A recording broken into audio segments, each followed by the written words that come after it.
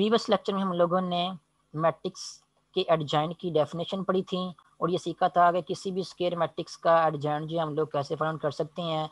Matrix के adjoint की definition को एक बार फिर से रिकॉल कर लेते हैं। अगर आपके पास ए कोई भी स्क्वायर और मैट्रिक्स है जिसका ऑर्डर इन जनरल क्या है n क्रॉस n है, तो इसका मतलब ये है कि एक मैट्रिक्स आपके पास ए है जिसमें n ही रोज हैं और n ही कॉलम्स हैं। जनरल बात कर रहे हैं यहाँ पे किसी भी स्क्वायर मैट्रिक्स की। तो अगर आपके पास एक मैट्रिक्स है जनरली स्क्वायर मैट्रिक्स जिसका ऑर्डर n क्रॉस n है, उस मैट्रिक्स का अगर आप लोगों ने एडजॉइंट फाइंड आउट करना है उस n क्रॉस n ऑर्डर के मैट्रिक्स का, तो उस मैट्रिक्स ए में जितनी भी एंट्रीज मौजूद हैं, फॉर एग्जांपल उस मैट्रिक्स में A11 भी होगा, A12 भी होगा, A13 भी होगा, A21 भी होगा, A22 भी होगा एंड सो ऑन, चलते चलते इन दी एंड लास्ट वाली एंट्री आपके पास क्या होगी, ANN होगी, क्योंकि इस मैट्रिक्स में n रोज और n कॉलम्स हैं। तो nth रो n कॉलम वाली एंट्री भी आपके पास मौजूद होगी। तो ये सारी एंट्रीज क्या है, मैट्रिक्स ए की एंट्रीज हैं। अगर आपको किस तरह का कोई जनरल मैट्रिक्स दिया गया है स्क्वायर मैट्रिक्स ए, आप क्या करें, उस मैट्रिक्स में जितनी भी एंट्रीज मौजूद हैं, फॉर एग्जांपल लेट से A11 उसकी पहली रो पहले कॉलम वाली एंट्री है, उस एंट्री की जगह आप क्या लिख दें, उस एंट्री का कोफैक्टर लिख दें। कोफैक्टर कैसे फाइंड आउट करते हैं मैंने आप लोगों को प्रीवियस लेक्चर में फाइंड आउट करना सिखाया हुआ है। इसी तरह उससे नेक्स्ट जो एंट्री है लेट से A12 है, तो A12 की जगह आप क्या करें, कैपिटल A12 मीन्स A12 जो एंट्री है उसका कोफैक्टर लिख दें।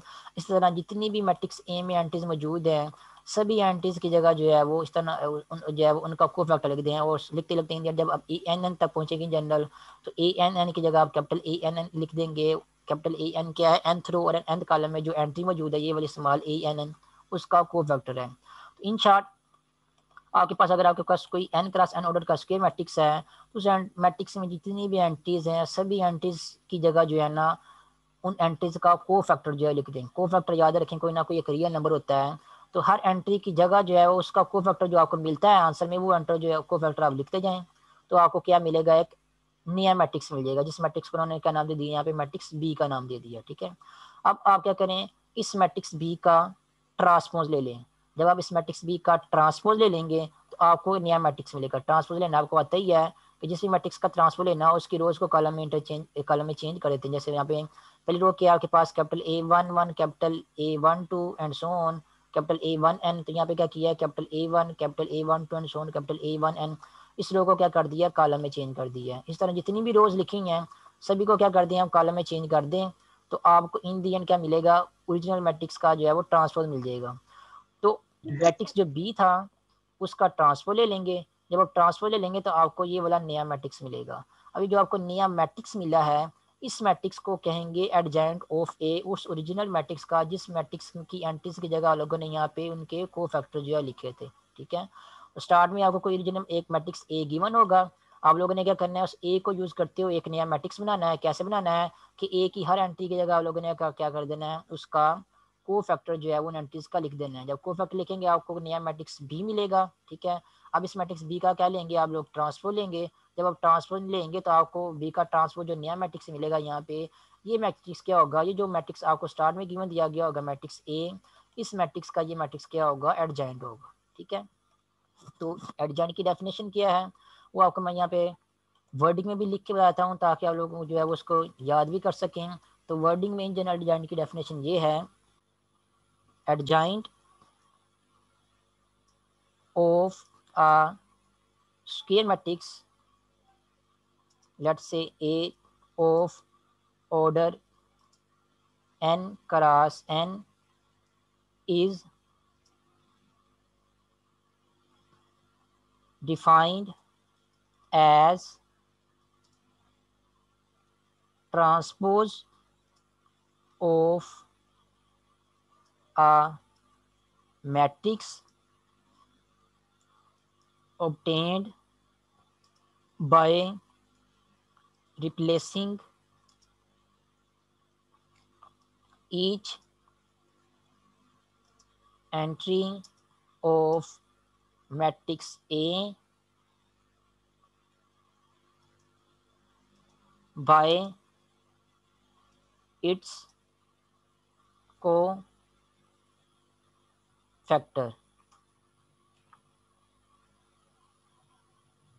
तो एडजॉइंट की क्या डेफिनेशन है, adjoint of a matrix square matrix A is defined as, कैसे डिफाइंड है, ट्रांसपोज ऑफ अ मैट्रिक्स, कि आपने एक मैट्रिक्स का क्या लेना है, ट्रांसपोज लेना है।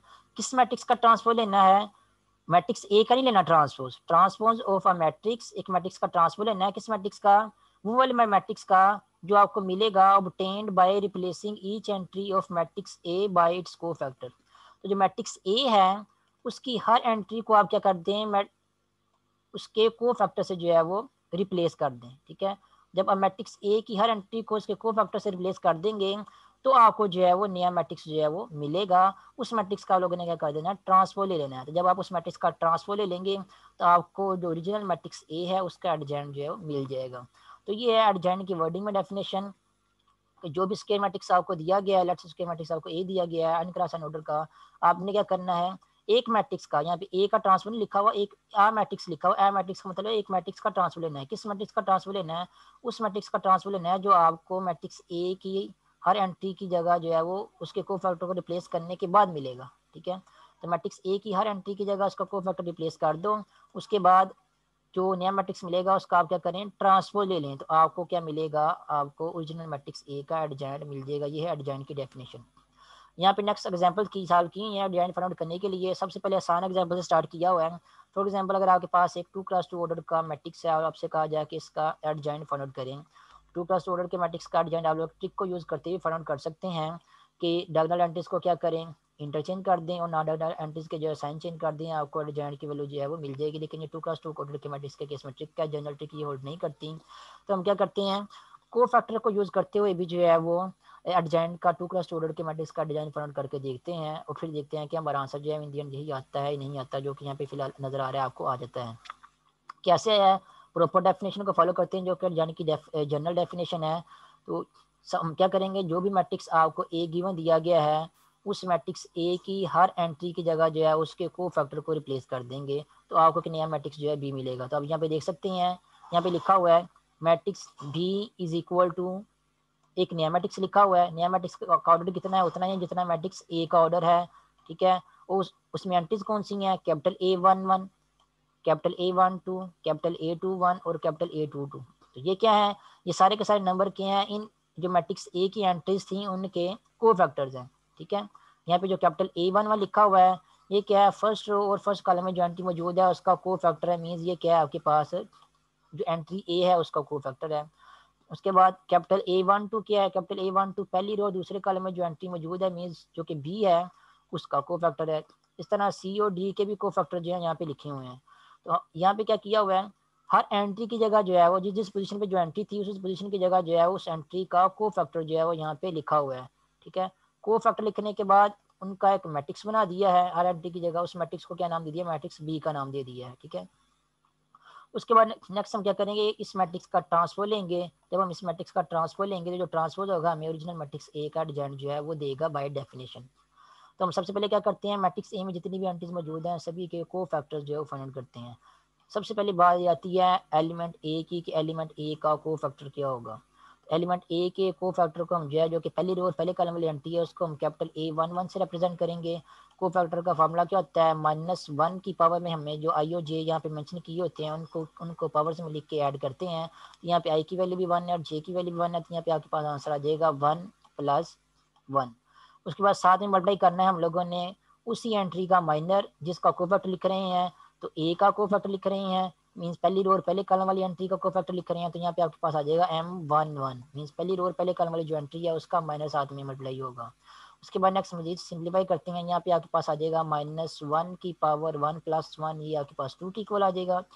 और साथ में मल्टीप्लाई होगा माइनर पहली रो और पहले कॉलम वाली एंट्री का। तो माइनर कैसे फाइंड करते हैं, जिस भी एंट्री का आप लोगों ने माइनर फाइंड करना होता है उस रो और उस कॉलम को हम क्या करते हैं, डिलीट कर देते हैं। बाकी जो एंट्रीज बचती हैं उनका डिटरमिनेंट जो है वो इसके साथ यहाँ मल्टीप्लाई कर देते हैं, वो क्या होता है एंड उस एंट्री का माइनर होता है। तो बाकी एलिमेंट्स आपके पास सिर्फ एक ही बच रहा है जो कि क्या है, डी है। तो यहाँ पे हम क्या लिख देंगे, सिर्फ डी का ही हमें क्या लिखना होगा, ये यानी कि जो 1x1 ऑर्डर का मैट्रिक्स आपको मिल रहा है इसका हम लोग ने क्या करना है, डिटरमिनेंट मल्टीप्लाई करना है, ठीक है। याद रखें बाकी एंट्री यहाँ पे सिर्फ एक ही बच रही है, तो जो एक एंट्री बच गई है ये वाली, इसके मैट्रिक्स का डिटरमिनेंट जो हम लोगों ने यहाँ पे जो है वो मल्टीप्लाई करना है। तो ये मैट्रिक्स कितने ऑर्डर का है, ये 1x1 ऑर्डर का मैट्रिक्स है जिसका डिटरमिनेंट हम लोगों ने यहाँ पे मल्टीप्लाई कर देना है। याद रखिए हम लोगों ने माइनर के केस में डिटरमिनेंट मल्टीप्लाई करना है, मैट्रिक्स को मल्टीप्लाई नहीं करना। तो 1x1 ऑर्डर के मैट्रिक्स का ये डिटरमिनेंट लिखा हुआ है यहाँ पे, जिसमें एक ही एंट्री है जो कि एंट्री क्या है डी है। तो नेक्स्ट मजीद सिंप्लीफाई करते हैं, -1 की पावर 2 आपके पास 1 के इक्वल आ जाएगा, +1 के इक्वल आ जाएगा।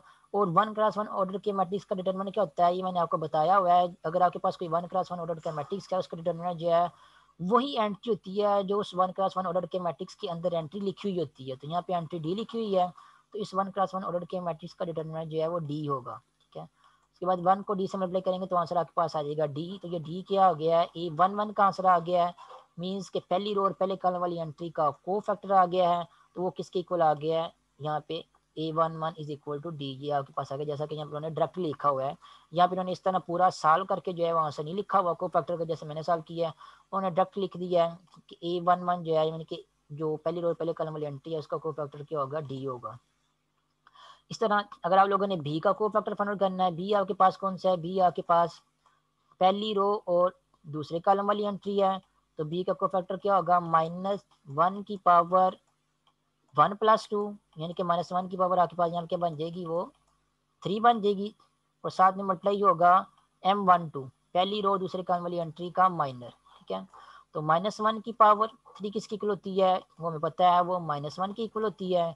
उसके अलावा M12 क्या है, पहली रो और दूसरे कॉलम वाली एंट्री का माइनर है। तो माइनस का क्या होगा, इस रो और इस कॉलम को डिलीट कर दें और बाकी जो एंट्रीज बच गई हैं उनका डिटरमिनेंट साथ में मल्टीप्लाई कर दें। तो बाकी एंट्री सिर्फ आपके पास एक सी बच रही है। तो सी का डिटरमिनेंट हमें पता है 1x1 ऑर्डर के मैट्रिक्स बनेगा, सी का डिटरमिनेंट आपको जो है वो सी ही मिलेगा। तो सी को -1 से मल्टीप्लाई करेंगे तो आंसर आपको क्या मिल जाएगा, -c। तो ये -c क्या है, जो A12 है इसका आंसर आ गया, मीन्स पहली रो और दूसरे कॉलम वाली जो एंट्री है उसका आंसर आ गया। जैसा कि यहाँ पे देख सकते हैं, यहाँ पे भी लिखा हुआ है A12 का आंसर क्या लिखा हुआ है, -c लिखा हुआ है। इसी तरह आप स्मॉल सी एंट्री और डी एंट्री के भी को फैक्टर जो है फाइंड आउट कर सकते हैं। आपको को फैक्टर्स के यहाँ पे डायरेक्ट लिखे हुए उन्होंने दिखाए हुए हैं, बताए हुए हैं यहाँ पे।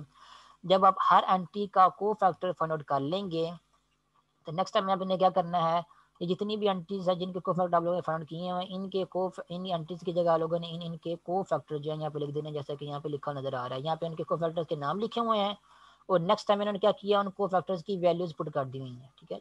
जो कैपिटल A11 है उसका आंसर क्या आ रहा है, डी आ रहा है, तो इसकी जगह डी पुट कर दिया है। कैपिटल A12 क्या है, बी का को फैक्टर है, मीन्स पहली रो दूसरी कॉलम वाली एंट्री का को फैक्टर है, उसकी जगह ये -c लिख दिया है उसकी वैल्यू। इसी तरह A21 और A22 इनके जो आंसर आ रहे हैं उनके आंसर भी यहाँ पे पुट कर दिए हैं।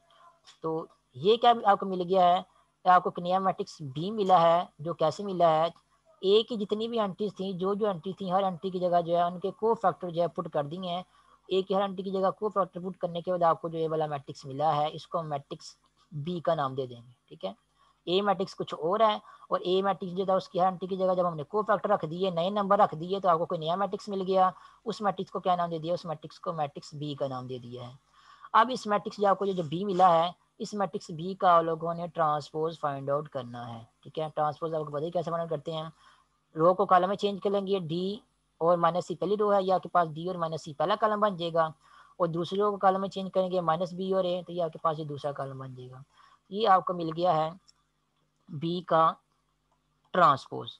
ये जो बी के ट्रांसपोज का आंसर आपको मिला है, ये वाला ये मैट्रिक्स, यही मैट्रिक्स एक्चुअली क्या है, जो ओरिजिनल मैट्रिक्स आपको क्वेश्चन में दिया गया जिसका एडजेंट हम लोगों ने फाइंड करना था, ये बी का ट्रांसपोज एक्चुअली क्या होगा, ये ही ए का ट्रांसपोज और यही ए का एडजेंट होगा, ठीक है। तो ए की हर एंट्री को उसके को फैक्टर से रिप्लेस करने के बाद जो आपको नया मैट्रिक्स मिलेगा, उस मैट्रिक्स का आप लोगों ने क्या कर देना है, ट्रांसफर ले लेना है। जब आप ट्रांसफर ले लेंगे तो आपको जो मैट्रिक्स मिलेगा, यही मैट्रिक्स क्या होगा, ओरिजिनल मैट्रिक्स ए का एडजेंट होगा। और यही है एडजेंट फाइंड आउट करने का जनरल वे किसी भी स्क्वायर मैट्रिक्स के केस में। और आप देख सकते हैं आपको को फैक्टर फाइंड आउट करने के बाद हमने जो आंसर निकाला है वो बिल्कुल वैसे ही है जैसे आप लोगों ने ट्रिक याद की हुई थी 2+2 ऑर्डर के मैट्रिक्स के केस में। जस्ट क्या करें, डायगोनल एंट्रीज को जो है वो इंटरचेंज कर दें और नॉन डायगोनल एंट्रीज के जो है वो साइन चेंज कर दें, आपको एडजेंट जो है वो डायरेक्टली जो है ट्रिक यूज़ करते हुए मिल जाएगा। लेकिन ये ट्रिक जो है आपकी जस्ट 2+2 ऑर्डर के मैट्रिक्स के केस में चलती है।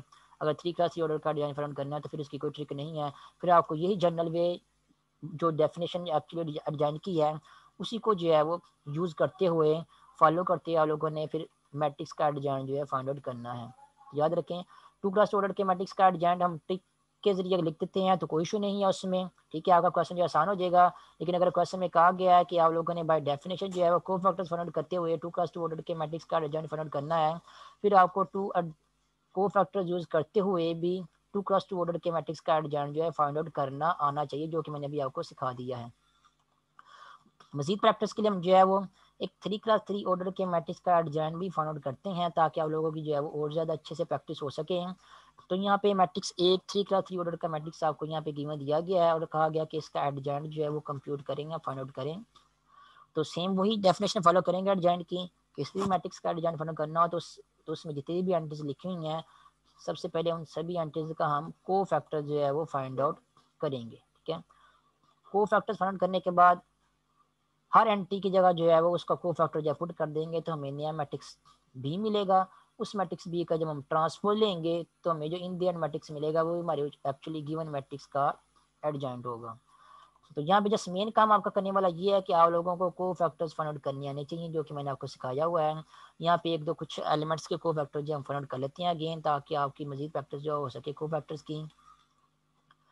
तो यहाँ पे जो मैट्रिक्स ए है उसमें जितनी भी एंट्रीज हैं सभी के को फैक्टर लिखे होंगे, ठीक है। हम इसमें से कुछ को फैक्टर्स को इवैल्यूएट करके देखते हैं। फॉर एग्जांपल यहाँ पे जो मैट्रिक्स की पहली एंट्री 1 लिखी है, इसी का को फैक्टर सबसे पहले फाइंड करके देखते हैं, इसका को फैक्टर क्या होगा। ये एंट्री 1 जो है आपके पास, इसकी पोजीशन कौन सी है, इसकी पोजीशन है आपके पास पहली रो और पहला कॉलम। तो ये मैट्रिक्स जो 1 है इसके को फैक्टर का नाम होगा A11। ये किसके इक्वल होगा, ये इज इक्वल टू होगा -1 की पावर, यहाँ पे आई और जे की जो वैल्यू है 1 1 उनको ऐड कर देंगे तो यहाँ पे आपके पास आ जाएगा -1 की पावर 1 + 1 और साथ में मल्टीप्लाई हो जाएगा M11, पहली रो और पहली कॉलम वाली जो एंट्री जिसका आपको फैक्टर यहाँ पे लिख रहे हैं उसका माइनस साथ में मल्टीप्लाई हो जाएगा। उसके बाद में नेक्स्ट टाइम में चलते हैं, -1 की पावर 1 + 1 वो क्या बन जाएगा आपके पास यहाँ पे 2 बन जाएगा। उसके साथ मल्टीप्लाई हो रहा है M11 मीन्स पहली रो और पहले कॉलम वाली एंट्री का माइनर। अब वो कैसे प्रिंट करते हैं माइनर, आपको आता है, जिस भी एंट्री का लोगों ने माइनर लिखना है उस एंट्री वाले कॉलम उस एंट्री वाली रो को क्या डिलीट कर दें, बाकी जो एंट्रीज बच गई हैं उनका डिटरमिनेंट जो है क्या होगा, इस एंट्री जिस एंट्री को देके आप लोगों ने रो और कॉलम को डिलीट किया उस एंट्री का माइनर होगा। तो बाकी एंट्रीज का डिटरमिनेंट यहाँ पे लिखते हैं। बाकी एंट्रीज आपके पास आई हैं 3 1 1 और 2। मजीद सिंप्लीफिकेशन करते हैं, -1 की पावर 2 +1 आएगा तो वो लिखने की जरूरत नहीं है।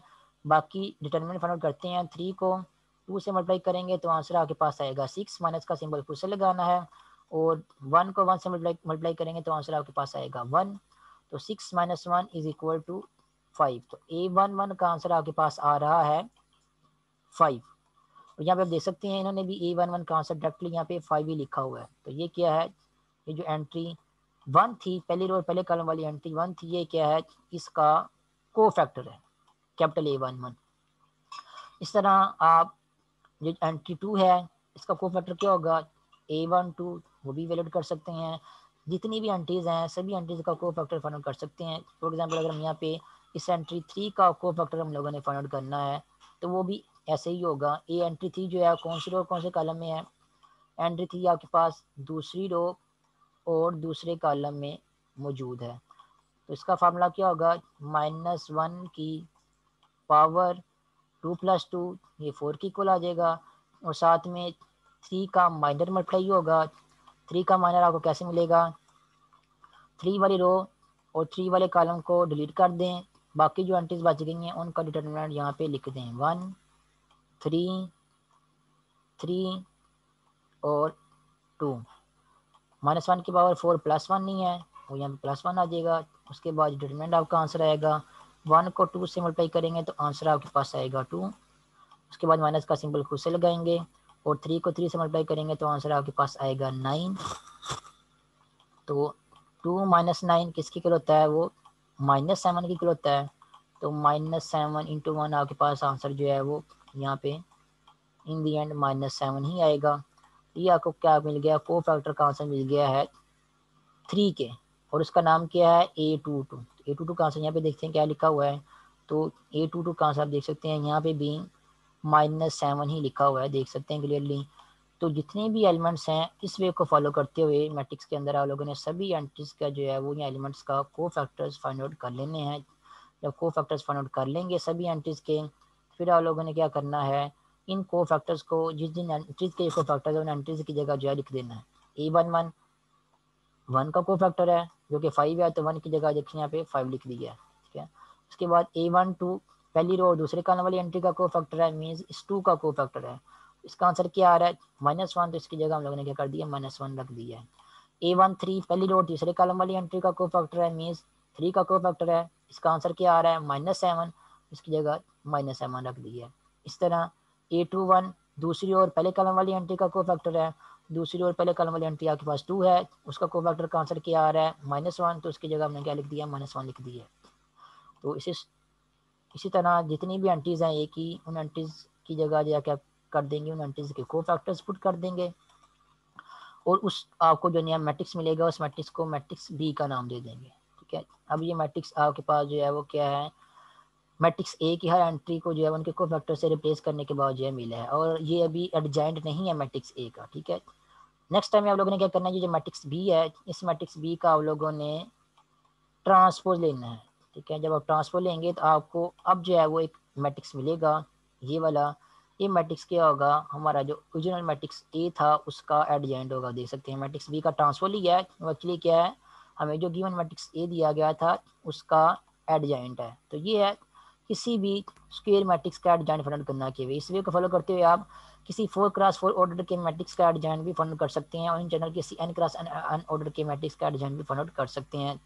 और जस्ट क्या करना है, को फैक्टर्स ही फाइंड करने हैं, और को फैक्टर्स को हर एंट्री की जगह पुट करके मैट्रिक्स का ट्रांसपोज ले लेना है, आपको एडजॉइंट जो है मिल जाएगा। उसके बाद नेक्स्ट आते हैं मल्टीप्लिकेटिव इनवर्स की तरफ, ठीक है। अगर आपको एडजॉइंट फाइंड करना आ गया तो आप किसी भी मैट्रिक्स का मल्टीप्लिकेटिव इनवर्स भी फाइंड आउट कर सकते हैं। मल्टीप्लिकेटिव इनवर्स का फार्मूला होता है जिसको हम जो है ए पावर में -1 से जो डिनोट करते हैं। अगर आपके पास की मैट्रिक्स ए है उसका मल्टीप्लिकेटिव इनवर्स क्या होगा, 1 over determinant of A multiplied by adjoint of A, ठीक है। तो 1 ओवर डिटर्मिनेंट ऑफ ए, और ये आपके पास एक नंबर है क्योंकि डिटर्मिनेंट एक नंबर होता है, तो 1 ओवर डिटर्मिनेंट ऑफ ए भी एक नंबर होगा। इस नंबर को क्या करना है आप लोगों ने, जिस मैट्रिक्स का आप लोगों ने मल्टीप्लिकेटिव इनवर्स फाइंड आउट करना है उस मैट्रिक्स के एडजॉइंट के साथ जो कि एक मैट्रिक्स होगा उसके साथ मल्टीप्लाई कर देना है। और नंबर को मैट्रिक्स का मल्टीप्लाई कैसे करते हैं आप लोगों को आता है, जब किसी नंबर को किसी मैट्रिक्स से मल्टीप्लाई करते हैं तो उस नंबर को उस मैट्रिक्स की हर एंट्री के साथ जो है मल्टीप्लाई करते हैं। तो 1 ओवर डिटर्मिनेंट ऑफ ए को ए के एडजॉइंट के साथ मल्टीप्लाई करेंगे, तो मल्टीप्लाई करने के बाद आपको जो नया मैट्रिक्स मिलेगा वो नया मैट्रिक्स क्या होगा, ओरिजिनल मैट्रिक्स ए का या गिवन मैट्रिक्स ए का मल्टीप्लिकेटिव इनवर्स होगा, ठीक है। तो ये है किसी मैट्रिक्स के मल्टीप्लिकेटिव इनवर्स फाइंड करने का फार्मूला। इस फार्मूले को यूज करते हुए आप किसी मैट्रिक्स का जो है मल्टीप्लिकेटिव इनवर्स जो है फाइंड आउट कर सकते हैं। फॉर एग्जाम्पल यहाँ पे देखें एग्जाम्पल 13 जो है वो सॉल्व की हुई है। यहाँ पे लिखा हुआ है find by adjoint method the inverse of this matrix A, कि इस 3x3 ऑर्डर के मैट्रिक्स का जो है वो मल्टीप्लिकेटिव इनवर्स जो है वो फाइंड आउट करें। तो 2x2 ऑर्डर के मैट्रिक्स का भी मल्टीप्लिकेटिव इनवर्स जो है इस तरह आप एडजॉइंट वाले वे से जो है वो यूज़ कर सकते हैं, एडजॉइंट वाले वे से जो है फाइंड आउट कर सकते हैं। जैसा कि यहाँ पे आपको स्क्रीन पे एक एग्जांपल नज़र आ रही है, यहाँ पे उन्होंने लिखा हुआ है find inverse of this matrix. ये आपके पास एक 2x2 ऑर्डर का एक मैट्रिक्स है, आप लोगों क्या करना है, इसका इनवर्स मीन्स मल्टीप्लिकेटिव इनवर्स जो है वो फाइंड आउट करना है। तो 2x2 ऑर्डर के मैट्रिक्स का मल्टीप्लिकेटिव इनवर्स फाइंड आउट करना मुश्किल काम नहीं है, क्योंकि उसके केस में आपको एडजॉइंट की वैल्यू जो है ट्रिक यूज़ करते हैं आसानी से मिल जाती है। तो ये अगर आपके पास 2x2 ऑर्डर का मैट्रिक्स है और आपने इसका मल्टीप्लिकेटिव इनवर्स फाइंड आउट करना था, तो सबसे पहले आप क्या करेंगे, इसका एडजॉइंट फाइंड आउट करेंगे। एडजॉइंट आप जो ट्रिक को यूज़ करते हुए फाइंड आउट कर सकते हैं। क्या क्या करेंगे, जो डायगोनल एंट्रीज हैं उनको चेंज कर दें तो वो चेंज हो जाएंगी यहाँ पे। उसके बाद जो नॉन डायगोनल एंट्रीज हैं उनके साइन को चेंज कर दिए तो उनके साइन को भी चेंज कर दिया यहाँ पे। तो इस ट्रिक को यूज़ करते हुए आपको 2x2 ऑर्डर के मैट्रिक्स का एडजॉइंट जो है वो मिल जाएगा। उसके बाद इस 2x2 ऑर्डर के मैट्रिक्स का डिटरमिनेंट भी फाइंड आउट करेंगे, और उसके बाद मल्टीप्लिकेटिव इनवर्स का फार्मूला यूज़ करते हुए इस 2x2 ऑर्डर के मैट्रिक्स का मल्टीप्लिकेटिव इनवर्स फाइंड आउट कर सकते हैं। डिटर्मिनेंट का आंसर यहाँ पे आपके पास क्या आ रहा है, 5 आ रहा है। तो क्या करेंगे, 1 over determinant of A means 1 over 5 को मैट्रिक्स ए के एडजॉइंट के साथ क्या करेंगे, मल्टीप्लाई कर देंगे, ठीक है। तो किसी नंबर को किसी मैट्रिक्स के साथ मल्टीप्लाई करने का मतलब ये है कि उस नंबर को उस मैट्रिक्स की हर एंट्री के साथ आप लोगों ने मल्टीप्लाई करना है। तो 1 ओवर 5 को सभी एंट्री के साथ मल्टीप्लाई करेंगे तो आपको ये वाला मैट्रिक्स जो है मिल जाएगा, और ये वाला मैट्रिक्स फिर क्या होगा, जो ओरिजिनल मैट्रिक्स ए आपको दिया गया है उसका मल्टीप्लिकेटिव इनवर्स होगा। 2 क्रॉस 2 ऑर्डर के मैट्रिक्स में कुछ ज़्यादा कैलकुलेशन इन्वॉल्व नहीं होती और ना ही ये ज़्यादा मुश्किल काम है मल्टीप्लिकेटिव इनवर्स फाइंड आउट करने का, क्योंकि उसके केस में आप जो है ट्रिक को यूज़ करते हुए इजीली फाइंड आउट कर सकते हैं। लेकिन अगर बात हो रही हो 3 क्रॉस 3 ऑर्डर के मैट्रिक्स की, तो उसके केस में जो है आपको थोड़ा सा अपने कंसेप्ट जो है यूज़ करने पड़ेंगे। उसके केस में आपको पहले कोफैक्टर्स को यूज़ करते हुए 3 क्रॉस 3 ऑर्डर के मैट्रिक्स का एडजॉइंट फाइंड आउट करना पड़ेगा। उसके बाद फिर फार्मूला का यूज़ करते हुए मल्टीप्लिकेटिव इनवर्स जो है फाइंड आउट करेंगे। जैसे कि यहाँ पे एग्जांपल सॉल्व की हुई है, एग्जांपल 13 देख सकते हैं। मैट्रिक्स ए आपको गिवन है जिसका ऑर्डर क्या है 3 क्रॉस 3 है। इस मैट्रिक्स का मल्टीप्लिकेटिव इनवर्स फाइंड आउट करना है। और यहाँ मल्टीप्लिकेटिव इनवर्स में एक और बात जो है नोट कर लें कि मल्टीप्लिकेटिव इनवर्स का जो फार्मूला है 1 over determinant of A into adjoint of A, इसमें डिटर्मिनेंट जो है वो डिवाइड हो रहा है, ठीक है। तो आपको यही पता है कि किसी मैट्रिक्स के डिटरमिनेंट का आंसर पॉजिटिव नंबर भी आ सकता है, नेगेटिव नंबर भी आ सकता है और जीरो भी आ सकता है, ठीक है। तो अगर किसी मैट्रिक्स के डिटरमिनेंट का आंसर जीरो आ रहा है तो हम 1/0 क्योंकि अनडिफाइन होता है वो हम फाइंड आउट नहीं कर सकते, इसलिए 1/0 को एडजॉइंट ऑफ ए से मल्टीप्लाई करके हम ए इनवर्स भी फाइंड आउट नहीं कर सकते। तो यहाँ पे एक बात नोट कर लें कि अगर किसी मैट्रिक्स के डिटरमिनेंट का आंसर जीरो आ रहा है, उस मैट्रिक्स का मल्टीप्लिकेटिव इनवर्स हम जो है वो फाइंड आउट नहीं कर सकते, ठीक है। और जिस मैट्रिक्स का मल्टीप्लिकेटिव इनवर्स जो है वो जीरो के इक्वल आए, ऐसे मैट्रिक्स को हम जो है वो सिंगुलर मैट्रिक्स कहते हैं, ये आप लोगों को पहले से पता होगा, ठीक है। जिस मैट्रिक्स का मल्टीप्लिकेटिव डिटरमिनेंट जो है वो जीरो के इक्वल हो, उस मैट्रिक्स को सिंगुलर मैट्रिक्स कहते हैं। उसका मल्टीप्लिकेटिव इनवर्स जो है हम फाइंड आउट नहीं कर सकते, ठीक है। और जिन मैट्रिसेस का डिटर्मिनेंट जो है वो जीरो के इक्वल ना हो, ऐसे मैट्रिक्स को जो है वो हम नॉन सिंगुलर मैट्रिक्स जो है वो कहते हैं, जैसा कि यहाँ भी लिखा हुआ है। तो नॉन सिंगुलर मैट्रिक्स का मल्टीप्लिकेटिव इनवर्स जो है फाइंड आउट कर सकते हैं। उसके लिए आप ये वाला फार्मूला फिर यूज करेंगे, ठीक है। सिंगुलर मैट्रिक्स का जिसका डिटर्मिनेंट इक्वल टू जीरो होता है उसका मल्टीप्लिकेटिव इनवर्स फाइंड आउट नहीं कर सकते। और नॉन सिंगुलर मैट्रिक्स जिसका मल्टीप्लिकेटिव इनवर्स जिसका डिटर्मिनेंट जो है नॉट इक्वल टू जीरो हो, उसका मल्टीप्लिकेटिव इनवर्स फाइंड आउट कर सकते हैं। ये आप लोगों ने याद रखना है। अब उसके बाद नेक्स्ट आते हैं क्वेश्चन की तरफ। तो मल्टीप्लिकेटिव इनवर्स फाइंड आउट करना था इस 3 क्रॉस 3 ऑर्डर के मैट्रिक्स का। उसके लिए हम क्या करेंगे, पहले एडजॉइंट फाइंड आउट करेंगे इस मैट्रिक्स का। एडजॉइंट कैसे फाइंड आउट करना है, उसके लिए हमें इस मैट्रिक्स के अंदर जितनी भी एंट्रीज लिखी हुई हैं सभी एंट्रीज के कोफैक्टर जो है वो फाइंड आउट करने पड़ेंगे। तो कुछ का कोफैक्टर मैं फिर आपको फाइंड आउट करके बताता हूँ। फॉर एग्जाम्पल यहाँ पे एक एंट्री 5 लिखी हुई है। 5 वाली एंट्री जो है वो तीसरी रो और पहले कॉलम में मौजूद, तीसरी रो और पहले कॉलम में मौजूद है। तो इस एंट्री का कोफैक्टर का नाम होगा A31, ठीक है। ये है आपके पास 5 का कोफैक्टर। तो 5 का कोफैक्टर क्या होगा, -1 की पावर में जो आई और जे की वैल्यू यहाँ पे मेंशन की हुई है 3 और 1, वो ऐड करके लिख देंगे। यहाँ पे ऐड करके लिख दिया है। उसके बाद जो 5 जिस भी कॉलम और जिस भी रो में है उस रो और कॉलम को डिलीट करने के बाद जो बाकी एंट्रीज बच गई हैं आपके पास, देख सकते हैं यहाँ पे 4, 5, -1 और 8। ये जो 4, 5 और -1 और 8 है, इनका डिटर्मिनेंट आप लोगों ने साथ में मल्टीप्लाई कर देना है। तो याद देख सकते हैं यहाँ पे भी आप लोग अगर मैट्रिक्स का सिंबल लगाया हुआ है यहाँ पे, तो मैट्रिक्स को मल्टीप्लाई नहीं किया हुआ, साथ में DET भी लिखा हुआ है। DET का मतलब ये है कि इस मैट्रिक्स का डिटर्मिनेंट जो है वो साथ में मल्टीप्लाई हो रहा है। तो आप लोगों ने डिटर्मिनेंट मल्टीप्लाई करना है, साथ में मैट्रिक्स को मल्टीप्लाई नहीं करना, ठीक है। तो आप यहाँ पे DET लिखने की बजाय जो है यहाँ पे इस तरह यहाँ पे डायरेक्टली जो है यहाँ पे डिटर्मिनेंट का जो सिंबल होता है वर्टिकल लाइन, वो भी यहाँ पे साथ में लगा के इस तरह भी जो है डिटर्मिनेंट को आप साथ में मल्टीप्लाई कर सकते हैं, ठीक है। तो अगर आप लोगों ने वर्टिकल लाइन नहीं लगानी, पहले मैट्रिक्स बनाना है, तो मैट्रिक्स बनाने के बाद उसके साथ DET भी लिख दें ताकि ये बता सकें आप लोग कि मैट्रिक्स को मल्टीप्लाई नहीं कर रहे। याद रखें ये मैट्रिक्स जो है वो इस नंबर के साथ -1 की पावर 3 + 1 के साथ मल्टीप्लाई नहीं हो रहा, बल्कि इस मैट्रिक्स का जो डिटर्मिनेंट है वो साथ में मल्टीप्लाई हो रहा है। मीन्स कि आपने इस मैट्रिक्स का डिटर्मिनेंट निकालना है, फिर उसको जो है वो इस नंबर के साथ मल्टीप्लाई करना है। तो इस तरह लिखने की बजाय जो है DET लिखने की बजाय आपके लिए बेहतर यही है आप लोग क्या करें, DET ना लिखें और यहाँ पे वर्टिकल लाइन जो है लगा दी। इसका मतलब ये होगा कि ये मैट्रिक्स नहीं है बल्कि इस मैट्रिक्स का डिटर्मिनेंट है, और इसको जो है -1 की पावर के साथ मल्टीप्लाई करके आप डिटर्मिनेंट जो है वो कोफैक्टर्स का आंसर जो है वैलिड कर सकते हैं। क्या यहाँ पे ना DET मेंशन किया हुआ है। DET का मतलब ये है कि हम लोगों ने डिटर्मिनेंट जो है मल्टीप्लाई करना है। तो डिटर्मिनेंट फाइंड आउट करते हैं, यहाँ पे 4 को 8 से मल्टीप्लाई करेंगे तो आंसर आपके पास आएगा 32। उसके बाद माइनस का सिंबल खुद से लगाना है।